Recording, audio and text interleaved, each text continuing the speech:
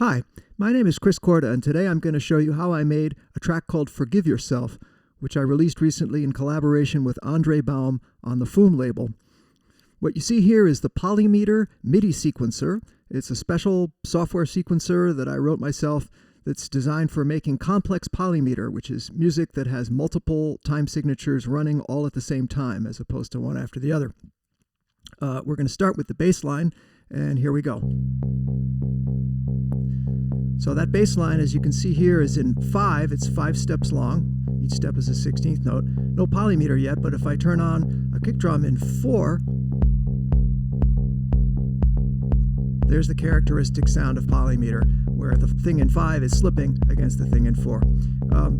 This bass line in 5 has a bunch of modulations, which you can see over here in this window. They're not enabled yet, but they will be. There are different kinds of modulations than what you're thinking of.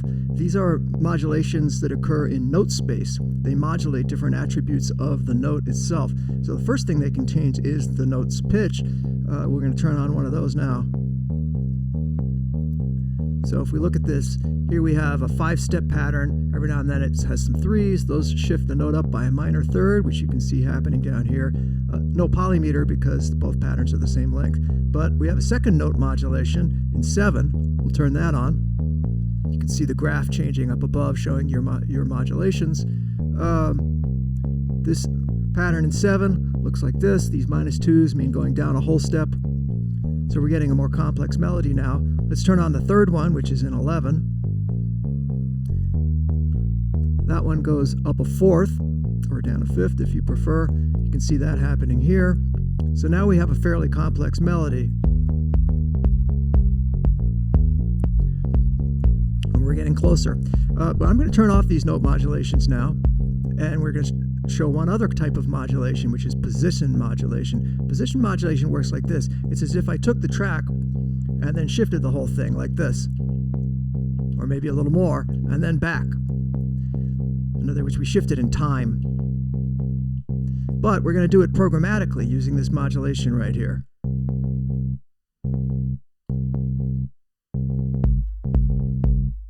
And we get a much more interesting rhythm that way. Now if we add back in the note modulations,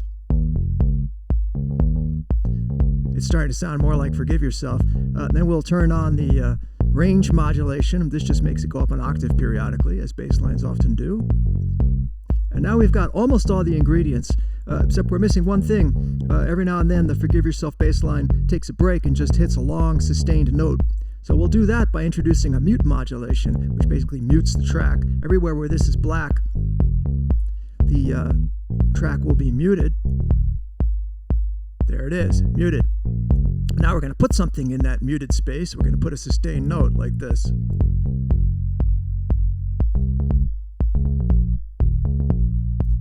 And add a little filtering. And that's it. Now we're ready to let all the other parts in. And I'm afraid that's all we have time for today. Thank you very much for listening.